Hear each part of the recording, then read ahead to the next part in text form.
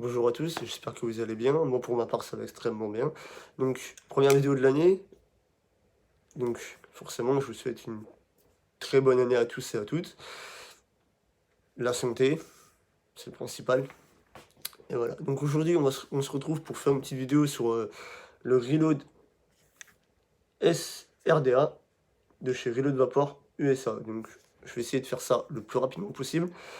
Parce que j'ai une restriction de temps, je suis restreint à 15 minutes, je crois, de vidéo, je sais pas pourquoi, faut que je regarde. C'est un truc avec les abonnés, j'en sais trop rien. Donc on va passer direct au gros plan. Pour tout ce qui va être caractéristiques techniques et ainsi de suite, sur le gros plan, là, sur mon tapis, je vous mettrai une mini vidéo où il y a toute la page où trouver ce Reload SRDA, le tarif, le diamètre et ainsi de suite. Donc c'est parti.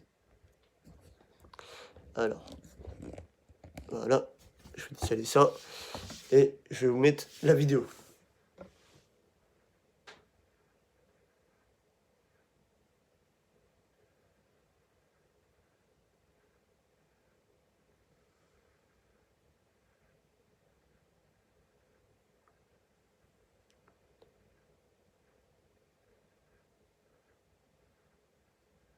Donc, on va passer maintenant au... Je vais mettre un petit peu plus de lumière par là, voilà, hop. C'est un peu mieux. Donc, on va passer maintenant à la boîte du Reload SRDA, donc une boîte en métal. Très bonne boîte. Donc derrière, on a un scratch qui nous dit pour vérifier que c'est un vrai, que c'est pas un clone. Hein. Ensuite, donc, voilà, donc, merci d'avoir choisi les produits, la team Reload va pour ça. Bref, c'est l'onglet. On a la couleur, donc là il y a marqué S, donc pour le stainless steel, il y a 3 couleurs, comme vous avez vu dans la petite vidéo d'avant. Donc là c'est pas le SS qui est dedans, c'en a un autre. Parce qu'en fait j'en ai deux, j'ai un noir et un SS, il est en 3 couleurs. Je voulais prendre le rouge mais il n'y était plus, donc il est en relief, la boîte est sympa. Quand on ouvre notre boîte, hop, qu'est-ce qu'on va retrouver? On va retrouver un tournevis, le dripper. Quand on lève la mousse, hop, on a qu'un, on n'a pas deux. C'est justement en fait que j'ai mis l'autre parce que j'ai passé une boîte à ma femme. Est-ce que c'est celui-là? Je vais prendre l'autre. Voilà. Donc, qu'est-ce qu'on a dedans? On a un petit isolateur pour le 510, des joints de rechange, des vis de poste, une clé Allen. Et on a le pin BF. Alors à savoir que quand il arrive, il est monté en BF d'origine. Donc c'est à nous de le passer en non BF si on le souhaite. Donc voilà. Donc, il est bien fourni. Moi j'en mets mes deux petits trucs dedans. On va remettre ça. Je vais essayer de me speeder un peu pour la vidéo. Hop, on sort le dripper. On sort le tournevis. La boîte. C'est fait. Donc ensuite le tournevis. Donc, tournevis Reload. BTR. Alors je sais pas si on va bien réussir à voir. Ouais, nickel. Voilà. Donc, qui est bien foutu quand même. Vous voyez, il est un petit peu... il a comme un petit grip. Franchement, c'est super bien. Voilà. Ensuite, le dripper. Donc, en dessous, voilà. Comme on sait, quand ce sera vissé, ce sera fait. Alors, il est un peu sale, hein, je ne l'ai pas nettoyé à fond. Mettre un petit coup de sopalin. Hop, mettre ça là. Si vous avez l'intérieur, ça va être pareil. Donc, on a le S, donc du Reload S. On a la marque, donc Reload. Je vais essayer de faire un zoom. Ouais, voilà. Hop, on a la marque Reload. Il faut vraiment que je le nettoie celui-là. On a le numéro de série. On a une vis de poste. Le pin 510 qui ressort. Donc après, bon, si vous faites de l'hybride, ça devrait peut-être passer. Bon, moi perso, je fais pas d'hybride. Hop, on va se visser ça. Alors, quand vous le recevez, donc moi, j'ai pas eu le problème sur le noir, mais j'ai le problème sur le SS. Parce que quand vous le recevez, alors, hop, pour vous montrer direct, regardez bien. Moi, il sortir bien celui-là. Mais alors, celui-ci, pour le retirer, je suis obligé d'y aller à pleine main et de faire des petits à-coups, en fait, pour le retirer de ses encoches. Parce qu'en fait, les joints, donc là, à la base, on a 2 joints. Juste ici, voilà, là, on les voit bien. On a 2 joints et ils tiennent super bien. Alors, on a le grip type 510. Là, on dévisse. Voilà. Petit coup de sopalin. On a déjà quasiment 6 minutes de vidéo. Faut que je me dépêche pour faire le montage, le rodage, puis faire ce que j'en pense. Hop. À l'intérieur, on a ça. Voilà. C'est. Donc ça, c'est l'air va rentrer ici, va taper sur cette petite partie, redescendre pour rentrer en dessous et dans les nids d'abeilles pour votre coil. Donc c'est 4 postes. Hein. Voilà. Le plateau fait penser, bien sûr, au recurve premier du nom. Hop, je vais remettre ça.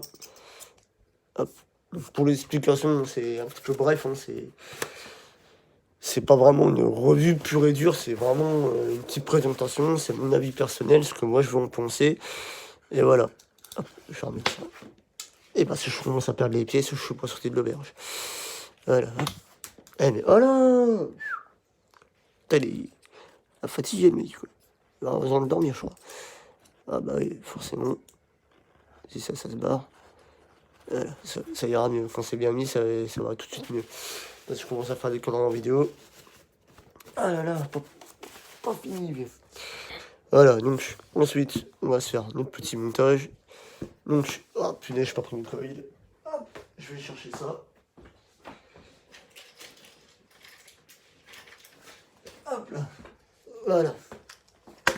Alors, c'est pas des geeks, hein, c'est des Wotofo que j'utilise. Moi, je vais mettre un alien. Donc, hop. Parce que je garde la boîte parce que c'est plutôt pratique. Parce que la boîte de Wotofo, quand ça arrive, c'est un tube. Alors, je sais pas si je l'ai encore. Elle est là. Voilà. Donc, quand les aliens de chez Wotofo, donc perso, bon, ça va, ils sont bien. Quand ils arrivent, ils sont là-dedans, mais le problème qu'il y a, c'est que des fois, ça s'ouvre et ça en fout partout. À savoir que moi, j'ai toujours mes coils avec moi et tout. Pour si un pote a besoin, ou si moi, mon truc qui crame, voilà, j'ai besoin de me refaire un montage, au moins je suis tranquille. Je suis pas en mode merde, je peux plus vaper, j'ai plus rien. C'est bonjour la galère, bon. Même si je n'ai jamais qu'un seul truc sur moi. Toujours aussi la petite. Faudra que je fasse la présentation aussi. De la toute petite. Elle est là. Hop. De la petite Dotayo. Qui va très bien en plus. Mais bon, là c'est le Reload S qui va nous intéresser. Hop. Voilà. Donc. Je prends mon coil.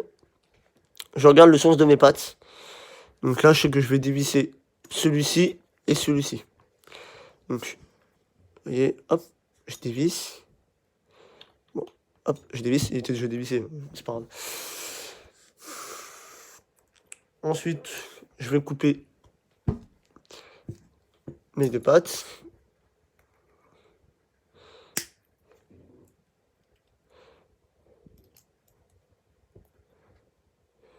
Tac. Alors, combien je laisse? Je vais laisser 1,5 cm à peu près. Je dois laisser 5 000 de chaque côté environ. Alors, il est tombé parce qu'il faut que je fasse gaffe. Parce que si je sais... Ça, je vais les mettre là-dedans d'ailleurs. Comme ça, je vais pas les paumer. Et je mettrai ça à la poubelle tout à l'heure. Ça va m'éviter de perdre trop de temps. On a déjà quasiment 10 minutes de vidéo. Faut que je me speed. Voilà, hop. Et ensuite, je viens les mettre dans les trous dédiés. Hop, voilà. Tout simplement. Tac. Donc, mon coil là, il est posé. Je vais venir mettre un guide.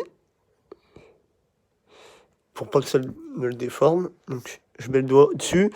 Sans appuyer. Juste, je le maintiens, c'est tout. Là, je vais venir visser. Putain. Donc ça, c'est la connerie à faire.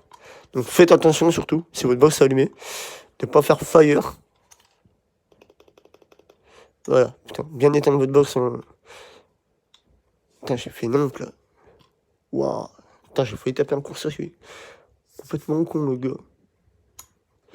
Donc, ouais, faire attention aussi, putain. Cela, petite frayeur. Donc, moi, ce que je fais, souvent, c'est que, hop, je remonte mon coil pour qu'il soit, voilà, qu'il soit un petit peu plus haut. Un petit chouïa, voilà. Donc là, il est bien. Je vais mettre un petit coup de serrage quand même. Donc, la clé, elle est super bien. Tac, donc ça c'est fait. Ah putain, ça fonce, c'est... Ok. Elle est un petit peu haut là, je vais redescendre à 20 watts, faire le rodage tranquille. Voilà. J'avais une pince, elle est là. Donc, on y va par un coup. Ah putain, plus. C'est à nouveau, donc j'ai à 0,33 ohms.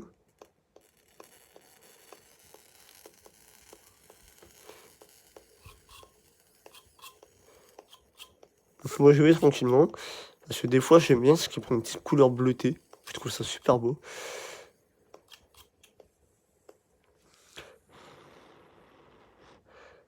Voilà, parfait.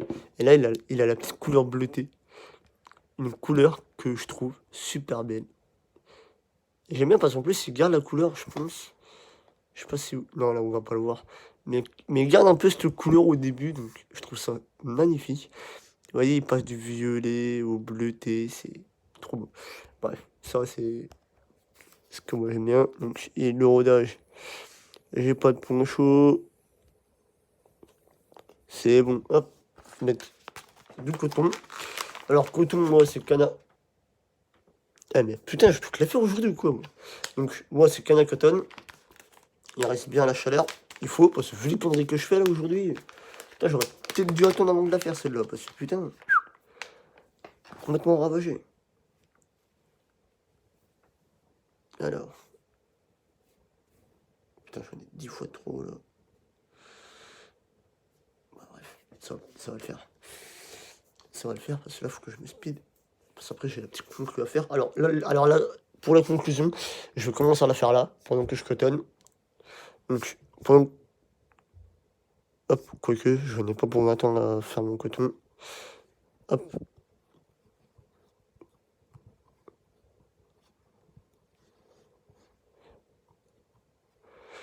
Tac. Donc, deux belles moustaches. Hop. Hop. Je remets. Il faut ma pince. Donc là, vous pouvez mettre du coton. En plus, BF, il est top. Donc, hop, hop, hop. Putain, 13 minutes. J'aurai à peu près 3 minutes pour faire la conclue. Je dois m'expliquer un peu. Et voilà. Ensuite, vous mettez votre jus, vous amorcez, vous remettez votre cloche. Pour l'air, le réglage, il se fait ici. Donc, voilà. Donc, vous faites pivoter le baril. Et vous verrez que, voilà. Là, il est fermé. Et là, il est ouvert. On va passer en plan normal pour faire la conclusion. Voilà. Donc, nous voilà. Hop, en plan normal pour faire la petite conclusion. Je vais juste décaler ça. Parce que ça me pète les yeux. Voilà. Donc, la conclusion, ça va être assez rapide, vu le temps qui me reste. Alors, qu'est-ce que je pense? Mon avis personnel, point positif, point négatif. Point positif, qualité de fabrication, les pas de vis, la simplicité de montage. Après bon, c'est aussi un petit peu qu'on a l'habitude de monter, normalement ça passe tout seul. Bon, par contre je fais le con comme ça là, je fais non. La vape, l'air flou. Si on ferme l'air flou, on sent. Non, je vais essayer de le refermer, voilà. Là je me suis mis à peu près à la moitié. Un petit peu moins de la moitié. C'est aérien mais restrictif. Donc suivant les moments de la journée, si on veut vaper sur du DL restrictif, on peut. Si on veut faire du DL non restrictif, et bien on peut aussi. Alors, ah, c'est passé trop bien. Faut pas vous attendre à un truc. Donc quand on se compte, pareil, pour le faire fuiter, faut y aller à mort comme un bourrin. J'ai jamais réussi à lui faire une fuite. Alors, point positif, il est impeccable, niveau serveur il est top, et ainsi de suite. Le seul point négatif que je vais dire, pour ma part, ça va être clairement le prix. 60 €, tout le monde n'a pas 60 € à mettre dans un dripper. C'est pas donné, mais bon, malheureusement, il se veut le high-end, donc clairement, bah, alors, voilà, 60 balles, c'est pas donné. Est-ce qu'il est beau? Pour moi, oui. C'est un très bon dripper, une bonne qualité de finition. On a marqué aussi reload là. Voilà, hop, reload. Il n'y a pas le V, c'est dommage. Et voilà, c'est pas grave. Donc c'était tout pour cette vidéo. Je vous dis à la prochaine, portez-vous bien et bonne vape.